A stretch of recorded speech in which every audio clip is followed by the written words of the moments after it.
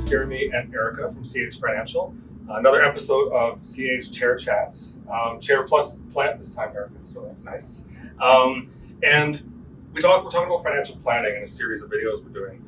Part of a financial plan is, where do I put my money? Now that we have a plan, where do I actually put this money?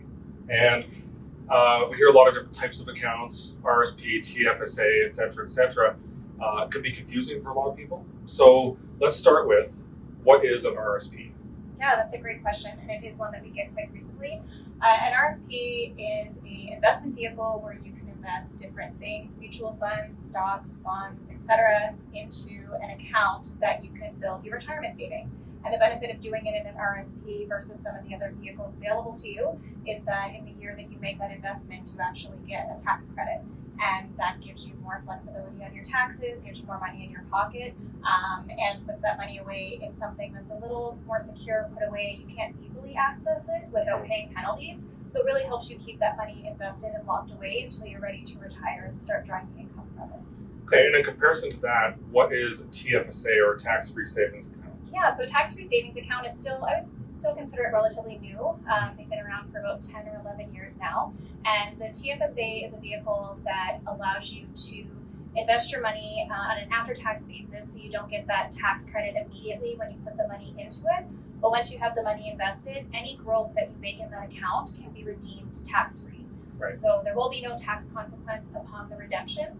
The other great thing about the TFSA is that you accumulate room that you can contribute every year. And if in a given year you redeem the money from your TFSA, either partial or full withdrawal, you gain that contribution room back in the next year. Right, so it doesn't go away. Exactly. So Okay. you do have a lot of flexibility to keep contributing to that account and taking advantage of that tax-free savings option that the government's provided. Yeah. And in addition to those two, what other types of accounts can somebody use?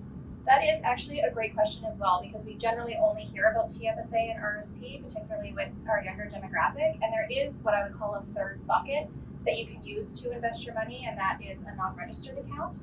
And with an unregistered account, it's just that. It's not registered, it doesn't have those government benefits associated with it, but then also doesn't have those restrictions. So no restriction on how much you can contribute, no restriction on how much you can take out at any given time. And it's also really tax efficient in retirement when you start drawing that income out. Yeah. So there's a lot of reasons you might want to use that as well. And in a perfect world, you'd have money in all three of these buckets, and working with a financial advisor to help you to optimize between the three, which is a lot of what we do here. Exactly, and that's what I would say if you were wondering, what does it make sense to put money in my TFSA or my RSP or both? That's where we can really come and help somebody with that by just looking at your full financial picture, your income, what you're doing with that money, and make a decision with you as to the best way to optimize that. Okay, well, thanks, Erika, Yeah, no problem. for another CH Chair Chat.